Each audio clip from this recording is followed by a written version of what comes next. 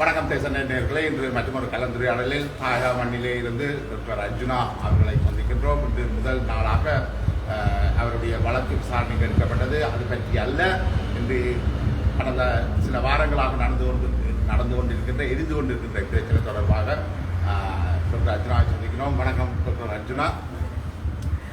இந்த கடந்த 4 வாரங்கள் கடந்து விட்டது இந்த பிரச்சனை ஆரம்பிக்கப்பட்டு. உங்களுடைய இந்த பிரச்சனை பற்றினா உங்களுடைய மீள் பார்வை எப்படி இருக்குது? மீள் பார்வை என்று சொல்லும் பொழுது நான் கேட்குறேன், நீங்கள் ஆரம்பித்த இந்த பிரச்சனையும் இப்பொழுது உள்ள நிலைமையும் நீங்கள் எதிர்பார்த்த கோணத்தில் நகர்ந்து கொண்டிருக்கின்றதா அல்லது அதை விட்டு டீவியேட் பண்ணப்பட்டிருக்காங்க? இதை நான் 2 வகையாக பிரிக்கலாம். ஒன்று நம்மளுடைய மருத்துவம் சம்பந்தமானது, அது சம்பந்தமான சமூக மாற்றம் ஒரு மாதங்கள் ஆகிவிட்டது. ஒரு விழிப்புணர்வு கொண்டு ஏற்பட்டிருக்கின்றது, எல்லாரும் ஏற்றுக்கொள்வாங்க. சமூக மாற்றம் போய் பார்க்கலாம். பிரைவேட் வைத்தியசாலையில் யாழ்ப்பாணத்தில் ஓவர் டைம் எழுதி கொண்டு அதே நேரம் பிரைவேட் வைத்தியசாலையில் வைத்தியர்கள் வேலை செய்வதில்லை. இங்கே ஒரு காலம் இருந்தது, 8:30க்கு வந்து 9:30-10 மணிக்கு போகக்கூடிய எண்ணம் இருந்தது வைத்தியசாலையில் இருக்குது. அதன் பிறகு அவர்கள் பிரைவேட் வேலையெல்லாம் அல்லது இல்லாடம் போகலாம், ஒரு கட்டுப்பாடு இல்லாமல் இருந்தது. இப்போது அவர்கள் 8 மணிலேருந்து 4 மணி கட்டாயம் வேலை செய்வாங்க. இந்த நிலைமை சாவகச்சேரியிலும் வந்துவிட்டது என்று சாவகச்சேரியை தான் ஆரம்பித்தது. இப்போது யாழ்ப்பாணம் வடக்கு கிழக்கில் எல்லா இடமும் இந்த பிரச்சனையை பரவிவிட்டு அதால் அதுக்குரிய சமூக நிர்வாக மாற்றங்களும் 100% மாற்றங்கள் வந்துவிட்டது. மக்கள் விழிப்புணர்வு அடைந்து விட்டதால வைத்தியர்களுக்கு இந்த செயலை தொடர்ந்து இப்படியான மோசடிகளை செய்யலாம். மோசடி என்று சொல்வதை விட அவர்களுடைய இன்கம் பிரச்சனை ஒன்று இருந்தது. அதாவது அவருடைய பேசிக் சேலரி 55,000 ரூபா. அது தவிர அவர்களுடைய எல்லா கொடுப்பனர்களையும் பார்க்கும்போது 1,40,000 ரூபா வரையான அமௌண்ட்டாக அவர்கள் பே பண்ணி இருந்தது. அதோட இன்னொரு 1 லட்சம் ரூபா ஓவர் டைமாக அவர்கள் எழுதி பண்ணி நிர்பந்தம் இருந்தது. அப்போது தான் அவருடைய சேலரி 2.5 லட்சமாக வரக்கூடிய இருந்தது. அது டேக்ஸ் எல்லாம் வெட்டுப்பட்டு 2 லட்சம் தான் வரக்கூடிய எல்லாமே இருந்தது. சாதாரணமாக 2 லட்சம் நீங்கள் எடுத்து பார்த்தீங்கன்னு சொன்னால் வெளிநாட்டிலே சாதாரணமாக ஒரு வைத்தியருக்கு இங்கே காசு ஒரு 20 லட்சம் 30 லட்சம் ரூபா எடுக்கக்கூடிய சாத்தியக்கூறுகள் இருக்குது.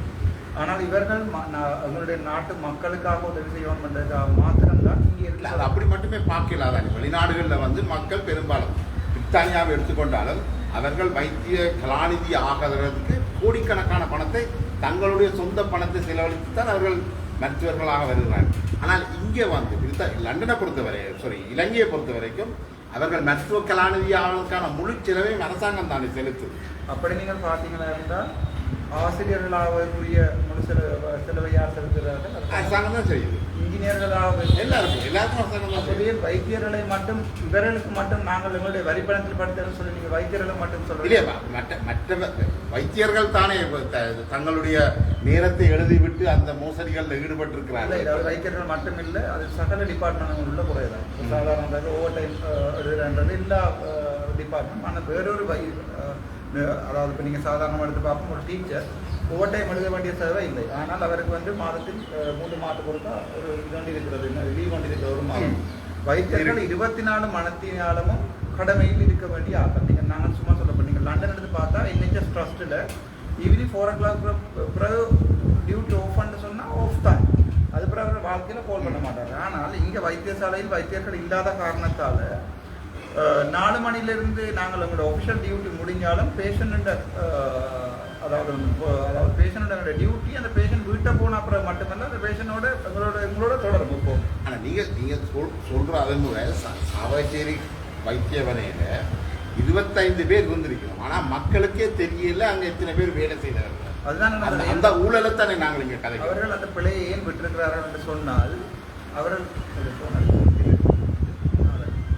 ஏன் அந்த பிழையை விட்டிருக்கிறார்கள் என்று சொன்னால் சாதாரணமாக அவருடைய சம்பளம் 55,000 ரூபாய். அதை அடிபட்டு எடுத்து கொடுக்க வேண்டிய பொறுப்பு GMOயை சார்ந்தது. அவர்கள் அதை செய்யவில்லை. அவர்கள் அந்த GMO என்ற ஒரு ட்ரேட் யூனியனை என்னத்துக்கு பாவித்தார்கள் என்று சொன்னால் உள்ளே மக்களுக்கு உள்ளே, அதாவது வைத்தியர்களுக்கு உள்ளே இருக்கின்ற பிரச்சனைகள் கட்சி பூசல் அல்லது தனிப்பட்ட பழிவாங்கல் தான் GMOயை பாவித்தார்கள். இப்போ இலங்கையில் GMOயை மிகவும் அதிகாரம் உள்ள பவர்ஃபுல்லான ஒரு அமைப்புன்னு சொல்லுவோம். அவர்களுக்கு இருந்தது, இப்போ இல்லை இருந்தது. அவர்களுக்கு ஏன் தங்களுடைய வேதனத்தை அரசாங்கத்தோடு சண்டை பிடித்து எடுக்கலாம்? அதான் GMOயை செய்யறது ஒரு இரட்டை வேடம். இங்கே வைத்தியர்களுடைய பக்கம் சொல்லிக் கொண்டிருக்கிறது, உங்களுக்கு எல்லாத்தையும் செய்கிறோம் என்று. இப்போ 20,000 டாக்டர்ஸ் இஎம்ஓ மெம்பர்ஸாக இருந்தால் கூட நீங்கள் பார்த்தா தெரியும் அதில் கிட்டத்தட்ட 90-95% வந்து இந்த ஒன்றுக்குமே போவதில்லை. அவர் தாங்கள் தங்கள பாட்டில் தான் இருக்கிறார்கள். மிச்சம் இருக்கிற 10 பேர் தான் 10% 5% தான் எல்லா ட்ரேட் யூனியனை நடத்துறது, எல்லா டிசிஷன்ஸ் மேக்கர்ஸ். இப்போ எங்களுடைய சில விஷயங்கள் நாங்கள் போர் சம்பந்தமாக சொல்லவில்லை. எல்லா விதத்துக்குமே ஜிஎம்ஓ என்றது வந்து ஒரு பலமாக அங்கே இருக்கிற வைத்தியர்கள் வெறுட்டப்பட்டு அடிக்கப்பட்டு பேசப்பட்டு எனக்கு அடிக்கப்பட்ட மாதிரி வேற அடிக்கப்பட்ட சம்பவங்கள்லாம் இருக்குது. அந்த கடமை வந்து கட்டாயம் இருக்க வேண்டுமையா இருக்குன்னு சொன்னால் ஜிஎம்ஓ அவர்கள் தான் வைத்தியர்கள் அதாவது எம்ப்ளாயி என்ற பேசிஸில் வந்து ரீப்ரசென்ட் பண்ணுறாங்க. அவர்கள் அதை கதைக்காமல் வேற ஒரு அதாவது வந்து மினிஸ்ட்ரியை பேசுறது, மினிஸ்ட்ரி இதை செய்யலை அதை செய்யலை, டாக்டர்ஸ் பிரெயினுடைய முக்கியமான காரணம் உங்களுக்கு வடிவாதிரியும் எங்களுடைய சம்பளம் காணாது. அதாவது எங்களுடைய புது வரிக்கோள்களால் எங்களுடைய சம்பளங்கள் காணாமல் போனபடியாக தான் எங்களுடைய டாக்டர்ஸ் வந்து இங்கேருந்து வெளிநாட்டுக்கு போக வேண்டியதும் அங்கிருந்து வந்திருக்கிற டாக்டர்ஸ் வந்து இங்கே ஒர்க் பண்ணாமல் திரும்பி போகிறதுக்குரிய காரணம் வந்து எங்களுடைய சம்பளம் காணாது.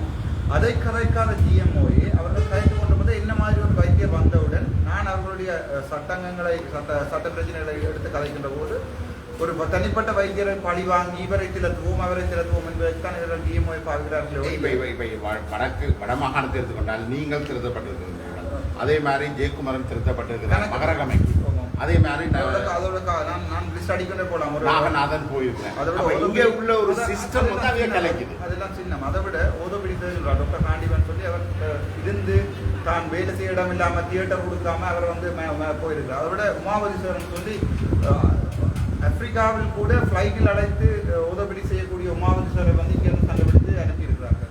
அதை விட ஒரு பஸ்குலர் சர்ஜன் அப்படி லிஸ்ட் அடுக்கி கொண்டே போகலாம். நீங்க சொல்ற கருத்துக்கள் முரண்படுதல்ல. இங்க வந்து ஆளணி பற்றாக்குறை இருந்தால் இங்க இருக்கிறவர்களை ஏன் கலைக்கிறீர்கள்? இங்க இருக்கிற கலைக்கிறதுக்கு காரணம் இந்த மருத்துவ மாஃபியா. அதை நான் உங்களுக்கு தெளிவாக சொல்கிறேன். இங்கே ஒரு 2-3 பிரைவேட்டை கட்டி வைத்திருக்கிறார்கள். அங்கே அவர்கள் ராஜாக்கள் மாதிரி இருக்கிறார்கள். அப்போது என்ன நடக்கும்னு சொன்னால் இன்னொரு வைத்தியர் வந்து விட்டார் இங்கே வேலை செய்கிறாருன்னு சொன்னால் இங்கே இருக்கிற வைத்திய நிர்வாக அதிகாரி இங்கே இன்னொரு வசதியை ஏற்படுத்தி கொடுக்க வேணும், இன்னொரு தியேட்டரை டப் பண்ணி இருக்கிற உடனே தியேட்டரை கட்டி கொடுக்க வேணும்.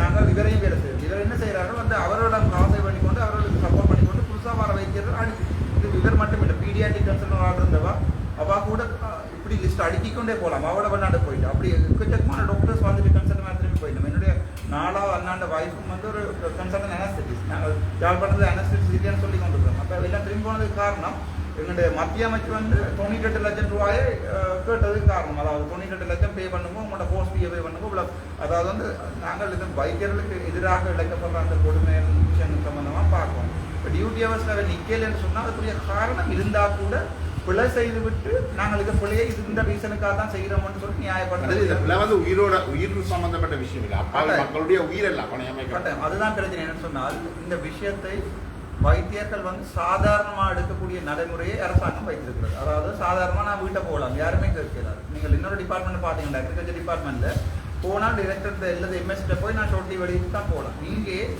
அந்த ஜிஎம்ஓ என்ற இது வந்து ஒரு நிகழ்வு நிலையை ஏற்படுத்தி கொடுத்திருக்கிறது. வைத்தியாதிகாரி கதைத்தான் கிளர்த்துக்கும், நான் கதைத்தே திரட்டுகிறார்கள். அதான் நடக்கிறது. அப்போ இந்த ஜிஎம்ஓவில் உள்ள இந்த அதுல பொறுப்பான பதவிகளில் இருக்கிறவர்களை தான் நீங்கள் மருத்துவ மாஃபியாக்கள் என்று சொல்றீங்க. அது அவர்கள் மட்டுமல்ல, அவரோட சேர்ந்து இயங்குகின்ற வைத்திய நிர்வாக அதிகாரிகள். சாதாரணமாக எடுத்து பார்த்தால் யாழ்ப்பாணத்தில் போதனா வைத்தியசாலையில் ஒரு பேஷண்ட்டை நிலத்தில் போட்டு அடிக்கக்கூடிய வசதி இருக்கிறது. இதே நீங்கள் தெற்கில் உள்ள நேஷனல் ஹாஸ்பிட்டலோ கடற்கரை ஹாஸ்பிட்டலோ ஒரு பேஷண்டை ஒரு செக்யூரிட்டி கார்டு நிலத்தில் போட்டு அடித்திருந்தால் என்ன நடந்துருக்கணும்னு யோசிச்சு பாருங்கள். அவற்றை நாங்கள் சாதகமாக எடுத்து கொடுத்துருக்கோம். மன்னாரில் கூட ஒரு ஒரு ஒரு ஒரு மெட்டர்னல் டெத் ஒன்று வந்திருக்கிறது. அவைகள் டெத்தம் வரும்போது அங்கே இருக்கிறவர்கள் வந்து அந்த எல்லாத்தையுமே மாற்றி அமைத்து விடுவார்கள். பிஹெச்சியை மாற்றி எழுதி விடுவார்கள், நிற்காத டாக்டர்கள் நின்ற மாதிரி எழுதி விடுவார்கள். அதாவது இதை நாங்கள் போய் என்ன செய்யலாது சட்ட இதை கேட்கக்கூடாது. மக்கள் இவ்வளவு பொதுமக்கள் எழும்பி வந்தக்கூடிய காரணம் அதுக்குள்ளேயே இருக்கிற ஒருத்தர் இதை பற்றி கதைக்கிறார்கள். நிச்சயமான உண்மை. இப்போ நீங்கள் வந்து கதைச்சது வந்து மருத்துவத்துறையில உள்ள ஊழல் மட்டுமல்ல, நீங்கள் எய்த அம்பு வந்து பல்வேறு துறைகளில் ஊழலையும் அம்பலப்படுத்தி இருக்கு. ஆனால் இதுல ஒரு சிக்கல் இருக்கு என்னன்னா, நீங்கள் இந்த பிரச்சனையை ஒரு சமூக வலைத்தளத்துக்கு கூட தீர்க்கலாம்னு நினைக்கிறீங்க. நீங்கள் இதை ரெக்கார்ட் பண்ணி கொண்டிருக்கிற சமூக வலை நிச்சயமாக இப்போ நீங்களே இது ஒரு பேப்பர்ல எழுதக்கூடாது. ஏன் நாங்கள் லைவ்ல போட்டிருக்கோம். இப்போ இதன் மூலமாக மட்டும் இந்த பிரச்சனையை தீர்க்க முடியும். ஒரு பிரச்சனையை பொதுமக்களுக்கு கொண்டு போகிறதுக்கு பாதிக்கப்படுகிறது ஊடகம். அது எந்த ஊடகமாக இருக்கலாம். இப்போ நாங்கள் அதை நான் இன்னொரு வீடியோ ஒன்று கொடுத்துருக்கேன். அந்த ஜென்ரேஷன் எக்ஸ் ஜென்ரேஷன் சி என்று அது வந்துட்டு இல்லை சமூகம் என்ற ஒரு மீடியாவில் நாங்கள் ஏன் எலோன் மஸ்க் வந்து ட்விட்டரை வேண்டினவர்? எங்களுக்கு ட்விட்டர்ண்டா என்னென்றாவது தெரியுமா இங்கே இருக்கிறார்களுக்கு? இல்லை. நாங்கள் இன்னும் 50 வருடம் பின்னுக்கு தான் இருக்கிறோம் சமூகத்தினர். ட்விட்டர் தெரியுமா? யூடியூப் சும்மா யூடியூபர்களை யூடியூபர்னு சொல்லி நாங்கள் எழுதி அவர்கள் ஒரு தொழிலாக்குங்கள். ஒரு பிரஜைகள் ஜேர்னலிசம், சிட்டிசன் ஜேர்னலிசம் அவர்கள் செய்வது. அவர்களால் ரெஜிஸ்டர் பண்ணுங்க, ரெஜிஸ்டர் பண்ணி அவர் பப்ளிக் சர்வீஸ் ஆக்டிவ்ல கீழே கொண்டு வாங்குவோம். அவருடைய ஐடென்டி கார்டை கொடுங்க. இவர் யூடியூபர் சொன்னாங்க, ஐடென்டி கார்டோட ஒரு யூடியூபர் போடலாம்.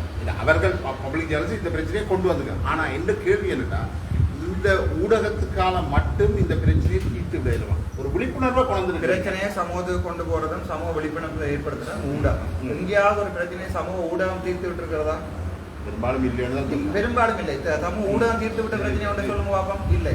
மக்கள் பிரச்சனையை ஒரு மகேசன் பிரச்சனையாக்குவது ஊடகம். அது நீங்கள் ஒரு ஊடகம் பார்த்து கொண்டு போறவங்க ஊடகம். அது அவர்களுடைய வேலை. அதை சட்ட நிலைமைக்கு உட்படுத்துவது சட்டவாளர்களுடைய இது. அதுக்குரிய நீதிகளை கொடுக்க வேண்டிய நீதிபதிகளுடைய இது. நாங்கள் ஒரு சிஸ்டத்தில் இருக்கிற நீங்கள் இது ஒரு பொறியை தட்டி வச்சிருக்கிறதாக நீங்க பாக்குறீங்க. நான் தட்டி வைத்த பொறி இப்போது எரிந்து நாட்டையே இருக்கின்றது. உங்களுக்கு நல்லா தெரியும். உங்களுக்கு தெரியும், மட்டக்களப்பில் இருந்து ஒரு வைத்தியர்கள் 2 பேர் மட்டக்களப்பில் இருந்து கதை உடையாடி கொண்டிருக்கின்ற நோயாளர்களை பார்க்காமல் உடையாடி கொண்டிருக்கிற வீடியோ வெளியாக வந்திருக்கிறது. அதுதான் சமூக மாற்றம். சரி.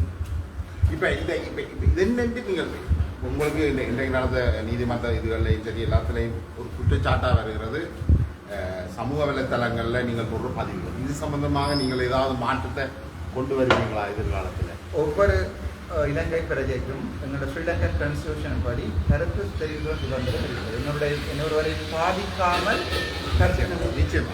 சாதாரணமாக ஒரு பெரிய பிரச்சனை நடக்குன்னு வைத்துக் கொள்ளும்போது, அந்த பெரிய பிரச்சனை நடக்கும் போது நாங்கள் ஊடகத்துக்கு சொன்னால் எங்களுக்கு கருத்து சுதந்திரத்துக்கு எதிராக நடவடிக்கை எடுப்பார்கள் சொல்லி ஒருத்தருமே கதைக்காமல் விட்டிருந்தால் யாரையும் கொண்டு செய்யும். அதனால் 6வது ஒரு இது சம்பந்தமாக கதைக்க வேண்டும். அந்த கதைக்கிற பொறுப்பை யாருமே இதுவரை எடுத்துக்கொள்ளவில்லை. நான் அதை எடுக்க வேண்டிய நிர்பந்தத்தை இவர்களாக இப்ப நீங்கள் உங்களுக்கு ஆரம்பத்தில் இருந்த அந்த வரவேற்பு மீதும் அதே மட்டத்தில் இப்போ இருக்குன்னு கருதுங்க. அதை விட கூட இருக்குன்னு நினைக்கிறேன். ஆனபடியா நீங்க தொடர்ந்து இந்த சமூக உரையாடலை தொடர்ந்து நடத்துவீங்க? கட்டாயம்.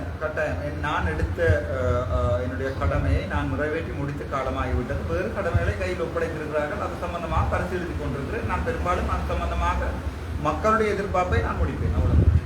இப்ப சமூக வலைத்தளங்கள்ல நீங்கள் தொடர்ச்சியாக கருத்து வெளியிடுவது பொழுது ஒரு சில கருத்துக்கள்ல நீங்க பின்வாங்குங்க. குறிப்பாக ஐபிசி பாஸ்கர் பற்றின முறைப்பாடு, அவ்வாறு சில முறைப்பாடுகளை நீங்க இந்த என்ன சொல்றது நீஜர் ரியாக்ஷன் சொல்றாங்க. இல்ல, இது மக்கள்கிட்ட ஒரு ஆரம்பத்தில் இருந்த நிலைக்கும் இப்ப இருக்கிற நிலைமைக்கும் சற்று நான் வடிவா சொல்றேன். ஒரு காலத்துல 30 வருஷம் போராடினேன். தந்திரோபாய பின்வாங்கல்களை செய்ததா இல்லையா? அதை மாதிரி தான் நீங்கள் இதையும் பார்க்க முயற்சிக்கிறீங்க. நான் பார்க்கல. நான் செய்திருந்த தந்திரோபாய பின்னடைவுகளால பாதிக்கப்பட்ட ஊடகங்கள் நீங்க என்ன செய்யறன்னு தெரியாம என்ன அவர்கள் இனி அவர்கள் மன்னிப்பு கடிதம் அவர்கள் போட்டால் மக்களுடைய மனதை வெல்லலாம். அவர்கள் போடவும் மேலாது. என்னை பற்றி கூடாமல் எழுதினால் என்ன பிரச்சனையா? உங்களுக்கு என்னுடைய தந்திரோபாயம் விளங்கவில்லை என்றால் பொதுமக்களை நன்றாக விளங்கி வைத்திருக்கிறார். இப்ப இந்த ஊடக பிரச்சனை உங்களுடைய தனிப்பட்ட விடயங்கள் பலவற்றையும் நீங்கள் ஓப்பனாக வெளியில வச்சிருக்கீங்க. நீங்கள் இது உங்களுக்கு இது ஒரு ஆரோக்கியமான நிலைப்பாடு. நான் சாதாரணமான மனிதன். நான் கடவுள் அல்ல. என்னிடம் வாய் இருக்கிறது. அதுக்கு நான் சாப்பிட வேண்டும், அதுக்கு தண்ணி குடிக்க வேண்டும். நான் ஒரு சாதாரண எல்லாரும் இந்த ஊடகங்களில் என்னை பற்றி குறையாக குடிக்கிற இப்படி எழுதி கொண்டிருப்பவர்கள் எல்லாருக்குமே வாய் இருக்கிறது. அவர்களுடைய வரலாற்றை எடுத்து பாருங்கள். ஒரு நல்லவன் என்னை சொல்லட்டும், நான் கெட்டவன் நான் அந்த இடத்துல சாகுறேன். இல்லை, இது சமூகம் அப்படி பார்க்கல தானே, நல்லவன் கெட்டவன். நாங்கள் ஒரு சமூக சராசரியாகத்தான் ஒரு விஷயத்தை சமூக கருத்தை சொல்லும் போது அது கருத்தால் வெல்ல வேண்டுமே ஒழிய சொன்னவனினுடைய உயரம் அது வல்ல முக்கியம். உண்மையிலேயே நீங்கள் இந்த கொளுத்தி விட்ட தீ, இந்த ஊழல் மோசடிகளுக்கு எதிராக கொளுத்தி விட்ட தீ, அதில் நான் நினைக்கிறேன் இந்த உங்களுக்கு எதிராக வழக்கு தாக்கல் செய்த மருத்துவர்கள் கூட அதை ஏற்றுக்கொள்கிறார். அப்படி ஒரு பிரச்சனை இருக்கின்றதை ஏற்றுக்கொள்கிறார்கள். அதில் இன்னும் ஒரு முக்கிய விஷயம் என்னென்னால் அந்த கருத்துக்கள் தவறன்று உங்களுக்கு எதிராக வழக்கு கூட தாக்கல் செய்ய அவர்கள் செய்திருக்கிற வழக்குகள் கூட அவ்வளவு பலமான வழக்குகளாக தெரியல. வழக்கு சம்பந்தமாக நிச்சயம் இப்போ ஒரு அரசாங்க உத்தியோகத்தராக நீங்கள் மக்கள்கிட்ட இந்த பிரச்சனையை கொண்டு வரீங்க. அதை விட இந்த பிரச்சனையை வேறு வழியில் கையாண்டிருக்கலாம் என்று எண்ணம் என்பது மக்கள் பலம் தான் பெரிய பலம். அது உங்களுக்கு விளங்கியது என்று சொன்னால் நான் அதுக்கு ஒன்றும் செய்ய முடியாது. எந்த நாட்டில் புரட்சிகரமான மாற்றத்தையும் நீங்கள் எடுத்து பார்த்தீங்கன்னு சொன்னால் அது மக்களால் செய்யப்பட்ட புரட்சி. இப்போ அறகலையை கூட பாருங்கள், மக்களால் செய்யப்பட்ட புரட்சி. அதனால் ஜனாதிபதியை கூட அவர்கள் திரட்சி அளிக்கிறார். நீங்கள் அதில் இன்னொன்றையும் கவனிக்கணும். அந்த அறகலியா புரட்சி என்றது மக்கள் ரணிலை கொண்டு வருவதற்காக செய்யப்பட்ட புரட்சி என்று மக்களுடைய எதிர்பார்ப்பு வேறாக இருந்தது. ஆனால் அந்த ஆளும் குழுமம் மீண்டும் தனது ஆட்சியை நிலைநிறுத்தி ஆளத்தான் மாற்றியிருக்கு. நான் அது சம்பந்தமான அரசியல் கருத்துக்காக நான் அதை உதாரணமாக சொல்லவில்லை. நான் சொன்ன உதாரணம் மக்கள் எவ்வளவு, அந்த உதாரணத்தை நீங்கள் விளங்கவில்லை போயிருக்கிறது. மக்கள் எவ்வளவு தூரம், அதாவது அவருடைய பலம் என்ன என்பதற்குரிய உதாரணமாக தான் சொன்னேன். அதுக்கு பின்னால் உள்ள அரசியல் சம்பந்தமாக இல்லை, அதான் என்ன மக்களுக்கு வழிகாட்டி இப்போது கூட மக்கள் என்ன இருக்கிறார்கள், ஊழலற்ற ஒரு அபிவிருத்தி அடைந்த நாடாக நாங்களே மாற்றுவோம். அவர்கள் எதிர்பார்க்கிறார்கள் டாக்டர் அர்ஜுனா தங்களுக்கு ஒரு என்ன சொல்றது, ஒரு தலைவராக பார்க்கிறார்கள். எனக்கு எதிராக குற்றஞ்சாட்டவர்கள் இவ்வளவு பேரும் என்ன பெரிய எழுதி கொண்டு விடுறார்கள். அந்த வைன் கிளாஸ் என்று சொல்கிறார்கள். அதற்கு பிறகு சும்மா பச்சை தண்ணி போத்தலோட படம் எடுத்து போட்டதுக்கு கூட எழுதி கொண்டிருக்கிறார்கள். அதுக்கு பொக்கா இருக்கிறதுன்னு சொல்லி யோகா போட்டதுக்கு எனக்கு எதிராக ஒரு ஊழல் குற்றச்சாட்டை யாராலும் வைக்க முடியுமா? வைத்திருக்கிறார்களா? இல்ல, நான் என்னுடைய கேள்வி, என்னுடைய வைஃப் யார், என்னுடைய பிள்ளை யாருன்னு தான் எழுதி கொண்டு அது பற்றி அக்கறை பெரிதா மக்களுக்கு இருக்கிறதா நான் நினைக்கிறேன். அது மக்களுக்கு தேவையில்லாது. நீங்கள் ஒரு தீயை கொடுத்து இருக்கிறீங்களா, அந்த ஊழலுக்கு எதிரான ஒரு விஷயம், அதுதான் மக்கள் இந்த மனதிலே இருக்கு. நான் கூட 8 வருஷமா வைத்தியரா வேலை இருக்கிறேன். அப்போது நான் வேலை செய்த நாட்களில் பிழைப்பட்டிருக்கிறேன் என்றாலும் ஒன்றை கொண்டு வர முடியும் அல்லவா? மக்கள் நீங்கள் ஒரு தவறான மனிதராகவோ அல்லது உங்களுக்கு எதிரான குற்றச்சாட்டுகளை பார்க்கிறார்கள். மக்கள் சிந்திக்கவில்லை. கட்சிகளை சார்ந்தவர் அது நிச்சயமா. நீங்கள் அரசியல் கட்சிகளுக்கு எதிராக கருத்துக்களை வைக்கின்ற போது அவர்களுக்கு தேவை உங்கள் மீதான குற்றச்சாட்டுகளை வைக்கிறது. எதிராக அரசியல் சம்பந்தமான குற்றச்சாட்டை தான் வைக்கலாம். அதை விட்டு இவருடைய உயரம் என்ன, இவருடைய கைகால் நீளம் என்ன, இவருடைய நிறம் என்பதுதான் மக்கள் ஒரு 1-2 அரசியல் கட்சிக்காரர்கள் அது முட்டாள்தனமான பிளாக் பண்ணி கொண்டு அது அவர்களுடைய தவறு. என்னுடைய கேள்வி என்றால் மக்கள் ஒரு தலைவரை எதிர்பார்க்கிறார், ஒரு சிறந்த தலைவரை எதிர்பார்க்கிறார். அந்த சிறந்த தலைவராக டாக்டர் அர்ஜுனா வர வேண்டும் என்று எதிர்பார்க்கிறார்கள். அதுக்கு அவர்கள் சில குவாலிட்டிஸை எதிர்பார்க்கிறார்கள். அந்த குவாலிட்டிஸை நீங்க கொடுப்பீங்களா? அந்த குவாலிட்டிஸ் என்னன்னு சொல்லுங்க. லைக் இருந்தா இருக்குன்னு சொல்றேன், இல்லையா டெவலப் பண்ணி கொள்றேன். என்னோட டெவலப் பண்ணிடலான்னா இப்போ பண்ணிடலான்னு சொல்றேன். நான் சாதாரண மனிதன் தானே. என்னுடைய அவர்கள் குவாலிட்டிஸ் என்ன கேட்கக்கூடியது. சில நேரங்கள் நீங்கள் மக்கள் தலைவன் காலையில் ஒவ்வொரு நாளுமே புட்டு மட்டும்தான் சாப்பிடணும் ஒரு இதை தாராங்க. நான் சொல்றேன் இல்லை, எனக்கு இடியப்பம் பிடிக்கும், இடியப்பம் சாப்பிடுவேன். பிரச்சனை என்னன்னா அப்படின்னு குவாலிட்டிஸ் என்னன்னு கேளுங்க. அந்த குவாலிட்டிஸை நான் நினைக்கல. நாங்கள் அவ்வளவு தூரம் மலினப்படுத்த மக்கள் ஒரு மேம்போக்காகத்தான் சில விஷயங்களை பார்ப்பேன். நான் மக்கள் அவர் என்ன கதைக்க வேண்டும், எப்படியான ஆட்டிடியூட்டை வச்சிருக்கணும் தான் மக்கள் பார்ப்பேன். அதை உங்களால புரிஞ்சு கொள்ள இந்த மக்கள் தளத்தை உங்களால தொடர்ச்சியாக தக்க வச்சு கொள்ள முடியுமா? கட்டாயம். நான் ஒரு உள்ளத்துல கபடம் என்ற அதே பெரும்பாலும் ஏற்றுக்கொள்கிறார்கள். இன்றைய வரைக்கும் என்னை நோக்கி ஒரு குற்றச்சாட்டு சொல்லியிருக்கிறார்களா? அதாவது நான் வேலை செய்யும் இடத்தில் யாராவது சண்டை பிடித்தேன், வேலை செய்யும் இடத்தில் அடித்தேன்.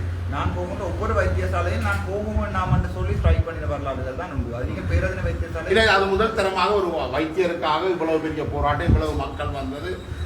அதுக்கான ஆதரவாகவும் பல விஷயங்களை நாங்களும் போட்டிருக்கோம்.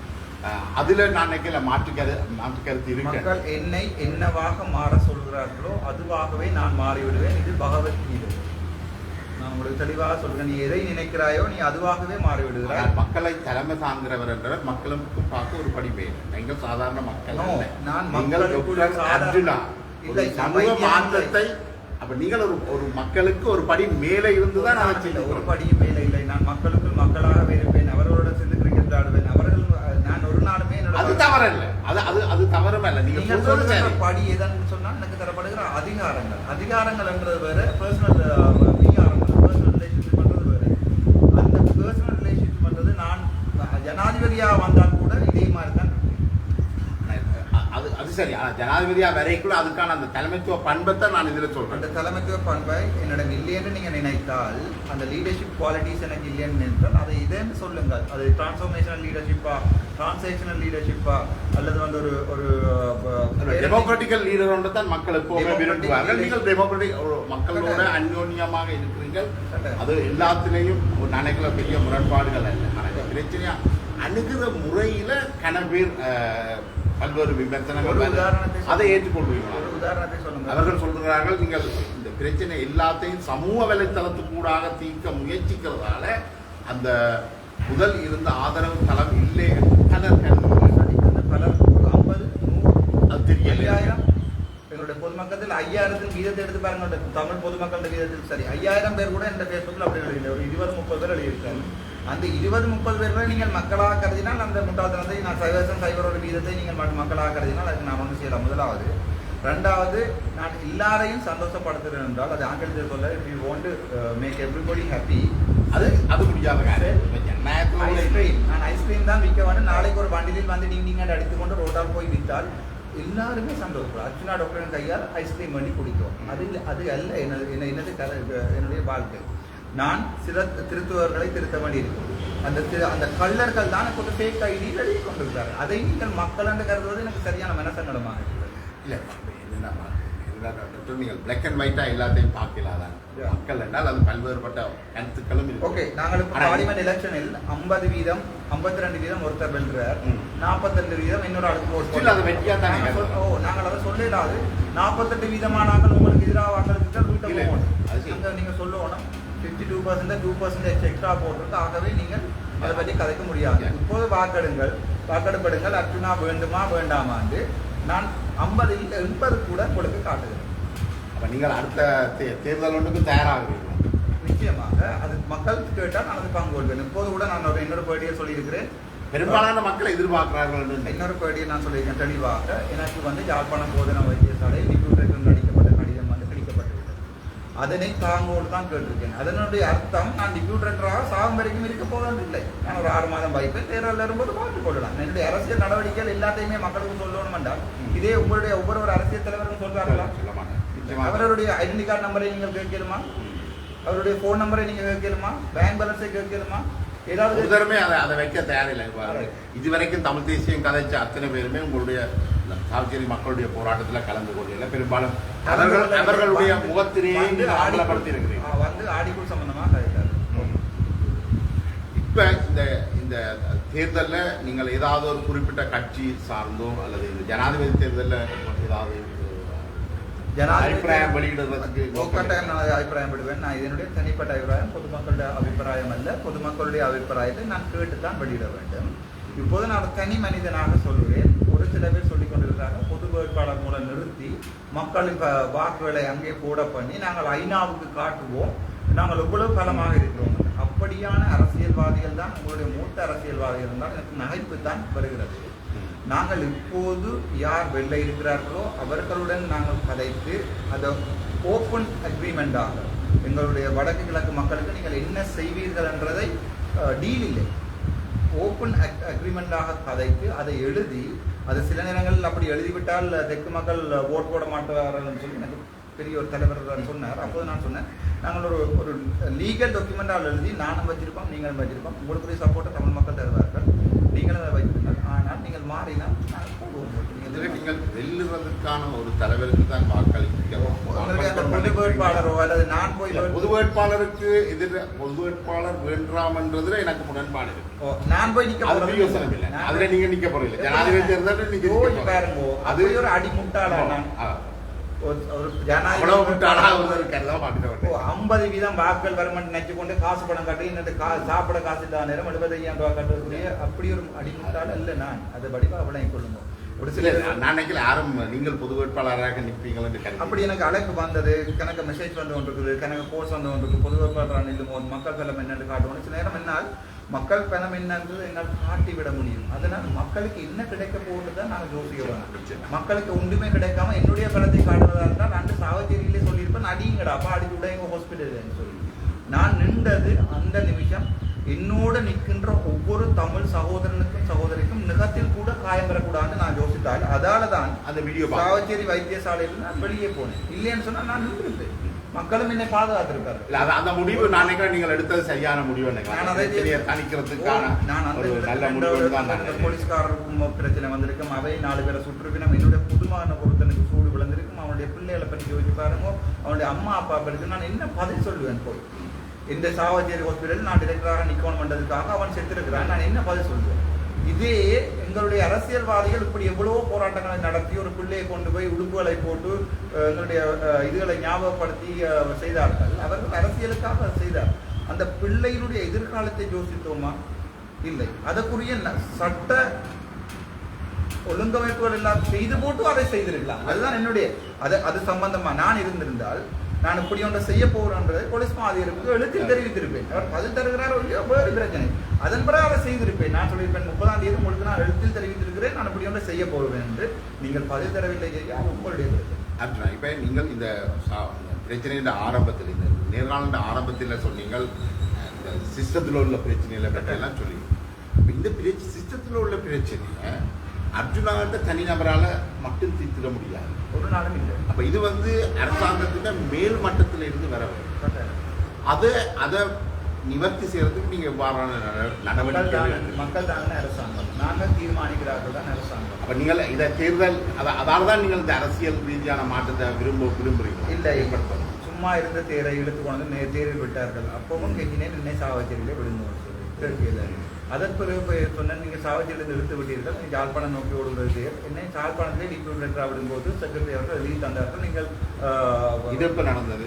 இப்போ இன்றைக்கு 30ஆம் தேதி 31ஆம் தேதி 22ஆம் தேதி நான் கொடுத்த கடிதம் ஒரு வாரத்துக்கு முதல்ல டிப்யூட்டி டைரக்டராக யாழ்ப்பாணத்தில் எழுதி கொடுத்த கடிதத்துக்கு மெயின் பண்ணி தந்திருந்தார் செக்ரட்டரி அவர்கள். ஓகே, நான் நீங்கள் சந்தோஷம், நீங்கள் அங்கே போய் வேலை செய்யுங்கள். யாழ்ப்பாணத்தில் உள்ள துறைகள் எல்லாத்தையும் அங்கேயே முகப்புத்தகங்களை போடாமல் என்னிடம் சொல்லுங்கள், நான் ஆக்ஷன் எடுக்கிறேன் கேட்ட அடிப்படைக்காக விளங்க நான் ஓமன் சொன்னேன். அதை லால் பனாப்டியர் அவர்கள் அந்த கடிதத்தை கிடைத்தறிந்து லால் பனாப்டி அவர்கள் என்னுடைய கடிதத்தை கிடைத்தறிந்து அவர்கள் தன்னுடைய ஜிஎம்ஓ என்னுடைய தூண்டுதலாக தன்னுடைய வேலைகளை செய்து கொண்டிருக்கிறார்கள். இதுதான் இப்போது இருந்து கொண்டிருக்கிற கிடைக்கும். டிப்யூட்டி டைரக்டர்னா நீங்கள் சத்யமூர்த்தி அவர்களுக்கு அடுத்த கீழே பணியாளராக அங்கே ஏற்கனவே 2 வேகன்சி இருக்கிறது. 3வது வேகன்சி இவர்கள் கேட்டுக்கொண்டே கடிதம் அனுப்பி கொண்டிருக்கிறார்கள். இன்னொரு டிப்யூட்டரை போடுங்கன்னு சொல்லி அதை என்ன விடுமாறு அவருடன் கேட்டு நான் செக்ரட்டரி கடிதம் கிடக்கு நான் தரலாம். நாங்கள் இதே ஜிஎம்ஓஏ இந்த மதிவாணன் அவர்கள் சத்யமூர்த்தி அவர்களுக்கு எதிராகவும் ஒரு 25 பக்க அறிக்கை வெளியிட்டிருக்கிறார். எப்போது கேபிட்டல் டெலிவிஷனில் அந்த அறிக்கை காண்பிக்கப்பட்டது. பல்வேறு குற்றச்சாட்டு. மதிவாணன் என்றது ஒரு சாதாரணமான ஒரு சர்ஜன். அவர் டிஎம்ஓக்குள்ள போய் தன்னுடைய பேரையும் எடுத்துக்கொண்டு மதிவாணன் அண்டை கூட எனக்கு அடிக்க கூட அவர் சொன்ன விஷயம் அவனுக்கு அடிக்காது. சாதாரணமாக ஒரு நல்ல பேர் எடுத்த நல்ல சர்ஜன் என்று சொல்லுகின்ற ஒரு வெஸ்குலர் சர்ஜன். இந்த பிரச்சனை பாதிக்கப்பட்டால் மதிவாணனா கூட நாளைக்கு இங்கிருந்து விட்டு வெளிநாட்டுக்கு போகலாம். அதை நான் சொல்றேன். இந்த இஎம்ஓ என்றதுக்குள்ள போய்தான் முக்கியமான டாக்டர்ஸ் தலைவர். அதுதான் அவர் அப்போது கூட கதறையில் தான் தந்தார். அவர் எனக்கு எழுப்பி அடிக்கவும் இல்லை, என்னை பேசவும் இல்லை, ஒன்றுமே செய்யவில்லை. மதிவானன்னா தந்த பாட்டில் தான் இருந்தவர் ஒன்றுமே. அப்போ நான் சொன்னேன், மதியன்னா என் ஃபோனை தர சொல்லு. என்னுடைய காசையும் படுத்திருந்தார்கள், என்னுடைய ஃபோனையும் படுத்திருந்தார்கள். நான் சொன்னேன், என் ஃபோனை ஃபர்ஸ்ட்டாக படுத்திருந்தோம். அதுக்கு மினிஸ்டர் மேன் கோல் பண்ணி கொண்டிருக்கேன். இந்த விஷயங்கள் நான் சொல்லியிருக்கேன் வெளியால். அதில் எனக்கு மத்திய அமைச்சில் இருந்துன்னா கோல் வந்து கொண்டிருக்கும். ஃபோனை தாங்கோ எந்த ஃபோனை தாங்கன்னா அதில் கோல் வரும்னு சொன்னதை தான் நான் ரெக்கார்ட் பண்ணியிருக்கிறேன். ஆனால் இப்போ நான் சொல்கிறேன், மதியண்ணாவை இதில் எடுத்து கடைசியாக மதியண்ணாவுக்கும் வெளியால் போய் ஒரு பிரைவேட்டோ இல்லை ஒரு ஹாஸ்பிட்டலையோ வேலை செய்யலாம் வந்தால் இன்னொரு 6 மாதத்துக்கு மதியண்ணாவும் கட்டாயம் வெளிநாட்டுக்கு போகக்கூடிய வேலையை பார்ப்பேன். இப்படியே முழு வைத்தியசாலை போகிறதுக்கு வைத்தியர்களும் போகக்கூடிய களத்தை அமைத்து கொடுப்பது என்னுடைய அரசியல்வாதம். இந்த பிரச்சனைகளை தாங்கள் ஜென்ரேட்டரை கொண்டு வைத்தார்கள், தாங்கள் ஒவ்வொரு விஷயங்களாக கொண்டு வச்சு இதை பெருசியாக்கி கடைசியாக டாக்டர் நடுவோட்டுக்கு விட்டு அவர்கள் இப்போது அவர்களுக்கு எதிராக வழக்கு போட போகிறோங்களோ அவர்கள் ஓவர் டைம் எழுதியிருக்கிறார்கள். தாங்கள் இந்த 25 டாக்டர்ஸ்க்கு எதிராக வழக்கு போட போகின்றோம். 84 வேலை செய்து போட்டு மிச்சம் ஹவர்ஸில் கூட தாங்கள் ஓவர் டைம் எடுத்திருக்கிறார்கள். அந்த டைம் அவர்கள் வெளியால் இருந்தக்கூடிய ஆதாரங்கள் எடுத்துக்கொண்டிருக்கிறேன். அப்போது இந்த 25 டாக்டர்ஸ்க்கு எதிரான வழக்குகள் போடப்படும். இது அரசாங்கம் தெரிந்து அரசாங்கம் இதை அனுமதிக்குது என்றுதானே அவர்கள் சொல்றாங்க. இல்லை அப்படி என்று சொன்னால் நீங்கள் அரசாங்கத்தில் ஒரு கடிதம் எடுத்துக்கொள்ளுங்கள். வழக்கில் நாங்கள் அனுமதித்தது தான் இது. ஒரு ஃபினான்ஷியல் ஃப்ராடுலன்ட் செய்து போட்டு அதுக்கு பிறகு அரசாங்கத்துக்கு தெரியும் சொன்னோம்னு சொல்லி கொண்டிருக்க முடியாது. நீங்கள் இன் ரைட்டிங்ல எல்லாம் எடுக்கிறீங்களே எழுது ஓவர் டைம், அதாவது உங்களுக்கு டாக்குமெண்ட் பண்ணப்பட்டிருக்கிறது நீங்கள் இந்த டைம், அதாவது அந்த அந்த வைத்தியசாலை வைத்தியாளர் என்ன செய்திருக்கிறார், அங்கேயே சைன் பண்ணி இருக்கிறார், இவர் இந்த டைம்ல நின்றுருக்கிறார். நான் அதை சைன் பண்ண மாட்டேன் என்று சொன்னதால தான் இந்த பிரச்சனை வந்தது. இந்த ஆட்சி மாற்றம் இப்போ உள்ள இந்த ஜனாதிபதி தேர்தல் நெருங்குற சமயத்தில் ஊழலுக்கு எதிரான ஒரு ஆட்சியை கொண்டு வருவோடு ஜேவிபி அமைப்பு அனுரா பாரதிசநாயக சொல்கிறார். அவர்களோட நீங்கள் உரையாடி அவர்கள் சம்பந்தமானவர்கள் உங்களுக்கு நீங்கள் இப்போ அந்த தம்பி கூட எல்லாரும் எடுத்தது கூட நான் எத்தனையோ 1000 பேர் எனக்கு எடுத்த ஃபோன் கூட ஆன்சர் பண்ணேன். ரெண்டமாக உங்கள்கிட்ட ஆன்சர் பண்ணுறேன். வெள்ளக்காரில் கணவர் வெளிநாட்டுக்காரில் கணவரோட நான் ஆன்சர் பண்ணி கதைச்சிருக்கேன். இப்போ உங்களுக்கு கோல் வந்தால் உங்களுக்கு காட்டுறேன். நான் கோல் 8 மிஸ் கோல் என்னென்றால் அதில் ரெண்டமாக ஆன்சர் பண்ணும்போது அதில் ஒரு பொன்மணியை வைத்து உடுப்பை கலட்டி என்னுடைய முகத்தை போட்டு அப்படி எல்லாம் நான் ஃபேஸ்புக்கில் போட்டுருக்கேன். நான் சொன்ன காடுங்கள். இப்போது நான் அந்த கோலோட ஆன்சர் பண்ணவே இப்போ கட்சி தலைவர்களும் நீங்கள் அணுகலாம் எடுத்து விட்டார்கள். அவர் நான் போய் அணுக வேண்டிய தேவை எனக்கு என்ன இருக்கிறதுன்னு சொல்லுங்கள். இல்லை நீங்கள் ஆட்சி மாற்றத்தை கொண்டு வரணும் என்று நினைக்கிறீங்க. எனக்கு செய்ய வேண்டிய ஆட்சி மாற்றத்தை நான் செய்வேன். நான் போய் என்னுடன் பால் பிடித்தோ கெஞ்சியோ செய்ய வேண்டிய தேவை எனக்கு இல்லை. ஒரு அருணாவும் சாவச்சேரி மக்கள் இந்த செல்வாக்கை மட்டும் வச்சு நீங்கள் ஆட்சி மாற்றத்தை கொண்டு வரலாம். நீங்கள் சாவச்சேரி மக்கள் தான் எனக்கு சப்போர்ட் பண்ணுறீங்கன்னு நினச்சி கொண்டிருக்கிறது தான் உங்களுடைய முட்டாள்தனம். அதுக்குரிய பதிலை தேர்தலுக்கு நான் சொல்லிக்கிறேன். இல்லை இந்த கேள்வி வந்து ஆட்சி மாற்றத்தை உங்களால் மட்டும் செய்ய முடியாது. மக்களால் செய்ய முடியும். கட்சி வேணுமாக இருந்தால் கட்சியை நாங்கள் அமைப்போம். மக்கள் தேவையா இருந்தால் மக்கள் நீங்கள் ஒரு புதிய கட்சியை உருவாக்க யோசிக்கிறீங்க. நிகழ்காலம், எதிர்காலம், இறந்த காலம் என்று 3 தமிழில் இருக்கிறது. எதிர்காலத்தில் அமைப்பேன் என்று திடமாக சொல்வது வேறு, நாங்கள் அமைக்கலாம் என்று சொல்லலாம். நாங்கள் அமைக்கலாம். மேபி நீங்கள் சொல்வார் maybe I will make separate political party. ஆனால் இப்போது இருக்கின்ற கரைபடிந்த எந்த ஒரு அமைப்புடனும் சேர தயாராக இல்லை.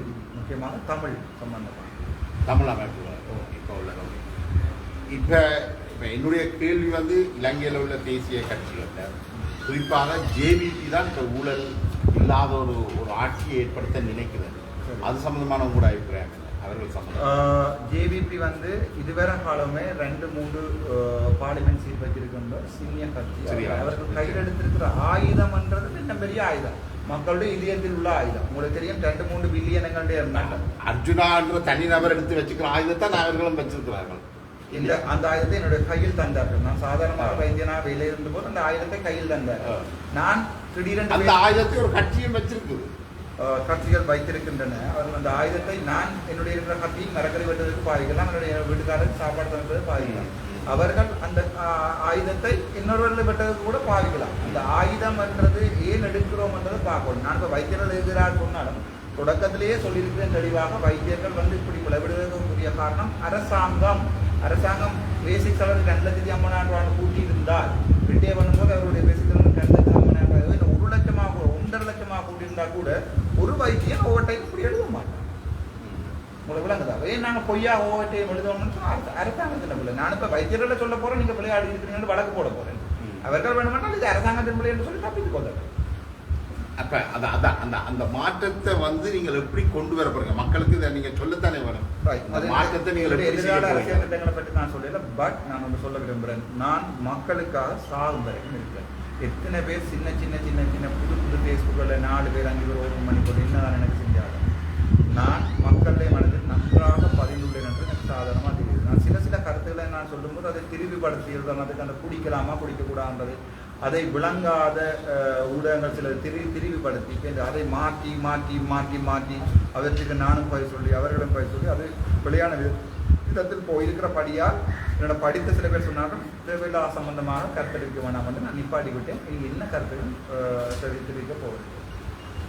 அப்போ இந்த மாற்றத்தை நீங்கள் மக்களால் கொண்டு வருவீங்கள் என்ற ஒரு வேக்கான ஒரு இதில் தானே இருக்கு. மக்கள்லாம் மாற்றத்தை ஏற்படுத்தும். அதாவது அரசியலை இப்போ இல்லை, அரசியல் சிஸ்டத்தை நீங்கள் எப்படி மாற்ற லெனின் சொல்லியிருக்கிற எந்த அரசியலை நீங்கள் கையில் எடுக்காமல் விடுவீர்களான அதே அரசியல், அதே பிள்ளையான அரசியல் உங்களை ஆளும் என்று சொல்றது லெனின்.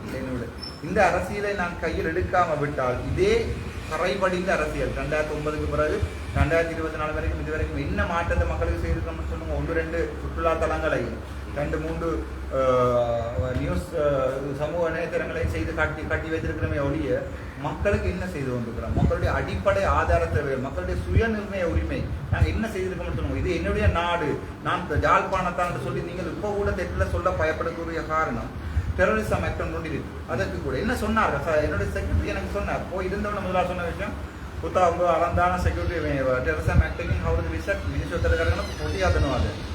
அதாவது வந்து உன்னை நான் டெரரிசம் ஆக்டில் எடுத்து போடுவேன். 20 வருடமாக அந்த கிட்டத்தட்ட இன்றைக்கு உங்கள் மீது வைக்கப்பட்ட குற்றச்சாட்டு ஒன்று மற்ற மருத்துவர்கள் வச்சது நீங்கள் மக்களை ஆக்களை திரட்டி தங்களை அச்சுறுத்தி சொல்லுங்கள். நான் மக்கள் நான் சொல்லி அவர்கள் வைத்தியம் சொல்லிக் கொள்ளட்டும். அவர்கள் காலமும் மக்கள் ஒரு மக்கள் வந்து அடியுங்கள், மக்கள் வந்து உதயுங்கள் சொல்லப்பட்ட ஒரு போஸ்டர் ஒன்று அப்படி அடுத்து மக்கள் எழுந்து ஒரு வாய்ஸ் ரெக்கார்டிங் அண்ணன் எல்லாரையும் சேர்த்து போட்டு அடி அப்படி ஒரு வாய்ஸ் ரெக்கார்டிங் நீங்க காட்டுங்க இது வரைக்கும் அப்படி ஏதாவது காட்டுங்க. அது ஒரு டெக்ஸ்ட் மெசேஜ் பி ரெடி. அது வந்து மக்கள் தன்னெழுச்சியாக வந்து நடந்த ஒரு விஷயம். அது வந்து நடைபெற்றுக் கொண்டிருந்த ஊழல் மோசடிகளை தாங்க முடியாமல் மக்கள் ஒரு தன்னெழுச்சியான ஒரு போராட்டம் தானே.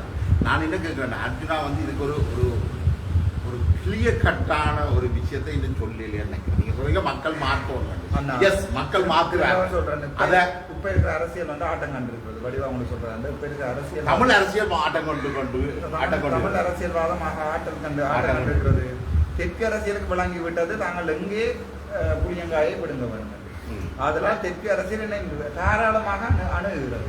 நான் இப்போது அமைதியாக இருக்கிறேன். நான் என்னுடைய மக்களுடைய குரல். இந்த 3 தெற்கு அரசியல் இன்னைக்கு மும்முனைகள்ல நடக்குது. ஒன்று ரணில் விக்ரமசிங்க, அடுத்தது சஜித் பிரேமதாஸ், அனுராக் திசாநாயக்க. அப்ப சரத் பொன்சாவுடன் சொல்லுவேன், நீங்கள் அவர் ஜனாதிபதியாக வர மாட்டார் என்று நீங்கள் சொல்லி ஊடியாவில் போடுவீர்கள். சரத் பொன்சா நாங்கள் இன்னைக்கு முன்னிலை வைக்கிறது இந்த கட்சி தான். எப்படி உங்களுக்கு தெரியும் எலெக்ஷன் என்ன முடியலையே? ஒரு விஜயன மூகம் தான். நான் இது ஒரு ஜோக்கா தான் சொல்றேன். நீங்க சொன்னது உண்மை ஏற்றுக்கொள்கிறேன். இப்போது முன்னிலையில் இருப்பது என்று சொல்லி அனுராக் திசாநாயக்கனுடைய கட்சி வந்து சொல்லிக் கொண்டிருக்கிறது என்று தாங்கள் தான். ஐக்கிய மக்கள் சுதந்திர முன்னணி, ஐக்கிய மக்கள் கட்சி வந்து தாம சொல்லிக் கொண்டு ரணில் ஐயா சொல்லி இந்த 3 பேருமே முக்கியமான புள்ளிகள். 50% வாக்குகளை அவர்கள் எடுக்க வேண்டும். தமிழ் மக்களையும் முஸ்லிம் மக்களையோ புறத்தள்ளி அவர்கள் எடுக்க முடியாது. போதுள்ள அரசியல்வாதிகளால் அந்த என்னுடைய என்னையும் உடைத்து அதை சுட்டுக் கொண்டாட தவிர என்னையும் உடைத்து பொதுமக்களுடைய மனத்தை வெல்றதுக்குரிய ஒரு ஆயுதம் அவரிடம் இல்லை. நான் சொன்னதே அதைத்தான் மட்டக்களப்பு மேளமும் அதையே தான் சொல்லியிருக்கிறது. நீங்கள் அந்த வீடியோ பார்த்தா தெரியும். சுமந்திரன் ஐயாவும் சொல்லுங்க. சுமந்திரன் ஐயா அடுத்து கொண்டு வந்து அடிக்க மட்டக்களப்பு மேளமும் 2 பேர் சொன்னது பொது வேட்பாளர் வேண்டாம்ன்றது பெரிய முரண்பாடு இருக்கு. பொது வேட்பாளர் என்றது நான் நினைச்சது காலாவதி ஆகி போன ஒரு ஐடியா. அது முடிஞ்சு தமிழ் பொது வேட்பாளர் என்று இவர்கள் நிறுத்தினால் நான் நினைக்கிறேன் தமிழ் மக்களுடைய பலகீனமாகும். அது முடிஞ்சு. நான் என்னுடைய கேள்வி முழுக்க இந்த மும்முட போட்டியில நீங்கள் முடிவை எப்படி ஒரு ஆதரவை தெரிவித்தார். என்னுடைய முழு மக்களும் வந்து நான் சொல்றவருக்கு தெரிவித்தார்கள். நான் ஒரு ஆதரவை மக்களிடம் கேட்காம மக்களோட கதைக்காம வெளிநாடு இருக்கிற எங்க சொந்த ரத்த உதவங்கள் முள்ளிவாய்க்காலில் கால் கையில் இந்த ஆதரவை நீங்க எந்த பேசிஸ்ல எடுப்பீங்க? நீங்கள் உங்களோட அறிக்கைய மக்கள் சொல்றாரு எல்லாம் சரி, இதை எந்த அடிப்படையில எடுப்பீங்க? நான் ஒரு தமிழுக்காக ஒருத்தனை இழந்தவனுடைய மகன்.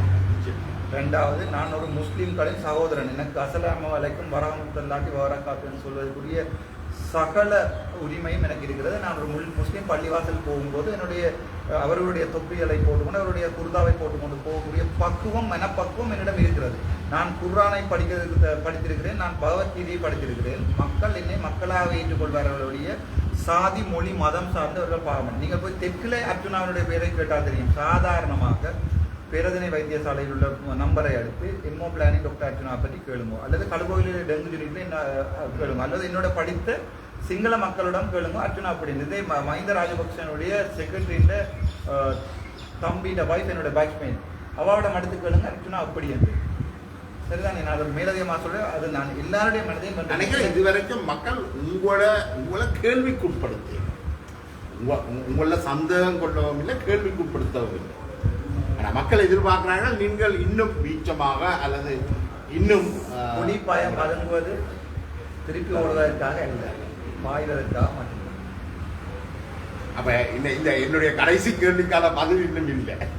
கேள்விகள் நான் ஓப்பனா டிரெக்டாவே சொல்றேன். இல்ல அதான் அந்த 3 கட்சிகள் இந்த 3 கட்சிகள் அடிப்படையில் நீங்கள் யாராவது ஒருவர் வாரதுக்குரிய சாத்தியப்பாடு எனக்கென்றால் என்னுடைய தனிப்பட்ட அபிப்பிராயம் பயங்கர டை ஒன்று மச் வந்து கடைசி நேரத்துல நோபோலோட 6 அடிக்கலாம், போல்டும் போகலாம், அப்படி எல்லாமே வந்து இருக்கிறது.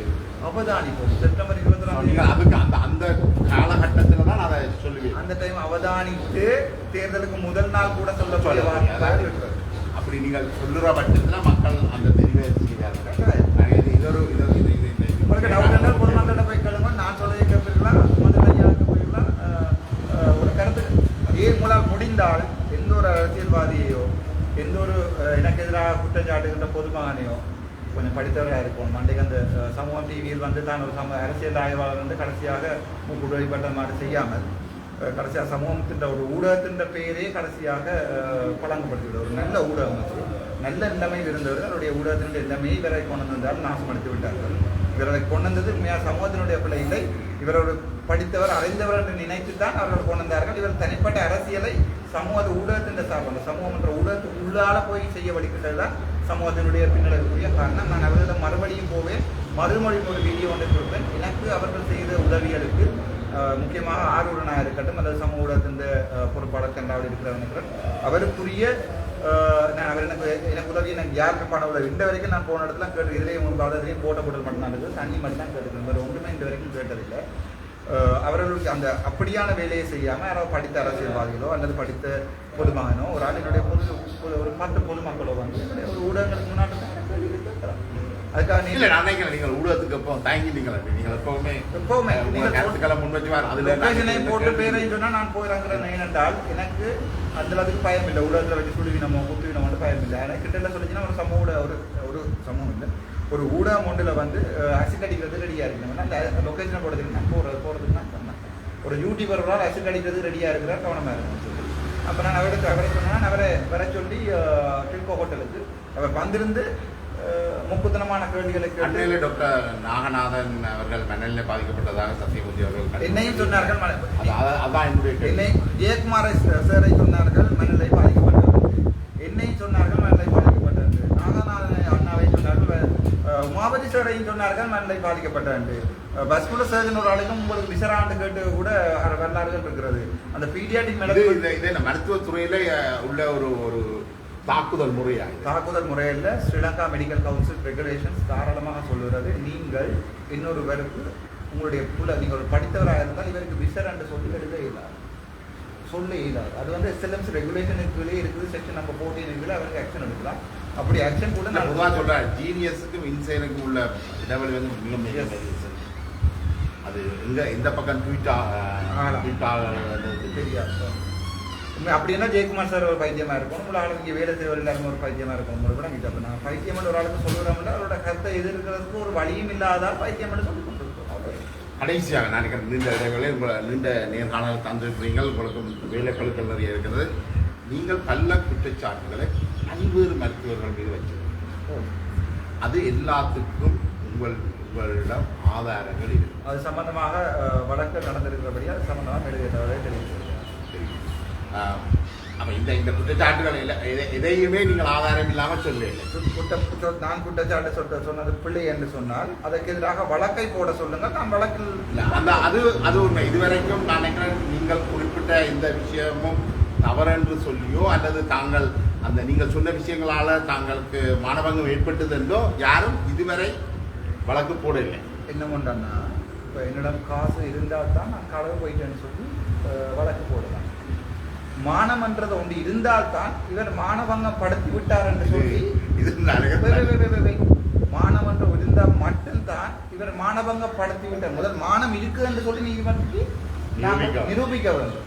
வழக்கு போடுகிறவர்களுடைய ஒவ்வொரு 10 வருட வரலாற்றையும் எடுத்து பார்ப்போம். இவருக்கு மானம் இருந்ததா இல்லையா, என்னென்ன செய்திருக்காங்க, என்னென்ன களவு செய்திருக்காங்க, இவர் சமூகத்திலே ஒரு மதிக்கத்தக்கவராக இருந்தாரா இல்லையா எடுத்து பார்த்துட்டு அந்த மானம் காணாமல் போயிருந்தால் அதுக்குரிய நட்டத்தை நான் கொடுப்பேன். டாக்டர் கேதீஸ்வரனுக்கு எதிராக நீங்கள் வைத்த குற்றச்சாட்டுகளும் அதே மாதிரி தான். அது சம்பந்தமாக வழக்கு இருக்கிறபடியே நான் கைது இருந்ததில்லை. பட் அவரிடம் நீதிமன்றத்துக்கு போகவில்லை. அவர் ஏன் நீதிமன்றத்துக்கு போகாமல் இருக்கிறான்னு எனக்கு தெரியவில்லை. அவர் போலீசின் முறைப்பாடு இருந்தால் அதுக்குரிய பதிலை கொடுத்தேன். அதுக்கு கூட ஒரு கதை. டாக்டர் அர்ஜுனா, இந்த நீண்ட உரையாடலை தந்தமைக்கு நன்றி. நாங்கள் மேலும் இது சம்பந்தமான விடயங்களில் காலத்திலையும் தொடர்ந்து உரையாடி கொள்வோம். நேரத்தை ஒதுக்கி நேரத்தை தந்தமைக்கு அப்போ நீர் வாங்கி நிப்பாட்டாது இது கம்மியாக இருக்கு ஒரு நிமிஷம் நீ வா நான் வந்து நீ யாருன்னு பேர் சொல்கிறேன் இந்த ஊட சந்திப்பு ஒன்றை ஏற்படுத்தி தந்த என்னுடைய அன்பு நண்பன் சத்ராமித்த போலீஸ் சத்யபவன். இந்த நான் இப்போ இந்த ஊடகம் இது செய்து கொண்டிருக்கிறது அவனுடைய சொந்த ஹோட்டலில் அண்ணாண்டு வந்து அண்ணா நான் நீங்கள் இதே மாதிரி தான் தந்தீங்கள் உங்களை பார்த்துட்டு இந்த என்னுடைய ஜெராக்ஸ் மாதிரி இருக்கிறது நானும் இப்படித்தான் கண்டுபிடித்தேன் என்று சொல்லி ஒரு பொதுமகன் வந்து அவன் அண்ணா நீ இந்த அன்றைக்கு வந்து சொன்னவன் மச்சம் நடக்க இந்த ஹோட்டலில் வந்து நாளைக்கு சாப்பிடுமோன்னு நான் ஓமன்ட்டு அவன் நம்பரையும் சேவ் பண்ணல. இன்றைக்கும் வந்துருக்கு கோர்ஸ் முடிய அண்ணா வாங்கும் உங்கள் நீங்கள் கட்டாயத்தில் வரணும்னு சொல்லி பொதுவாக இல்லை இந்த ஹோட்டலில் பேர் சொல்ல நீங்கள் சொல்லி ஹோட்டல் ஹனிமூன் நாகப்பொடியில் இருக்குது. அவனாவே வந்து இப்போ சாப்பாடு கூட ரெடி பண்ணி வச்சுருக்காங்க. இதுதான் மக்கள்கிட்ட பாசம், இதுதான் ஒரு அண்ணன் தம்பிக்குள்ளே இருக்கிற பாசம். இந்த ஹனிமூன் ஹோட்டலுக்கு நீங்கள் எப்போவுமே வரணும் வந்து உங்களுக்கு ஒரு ஆதரவு தெரிவிக்கும் உங்களை கேட்டுக்கொள்கிறேன். தேங்க்யூ.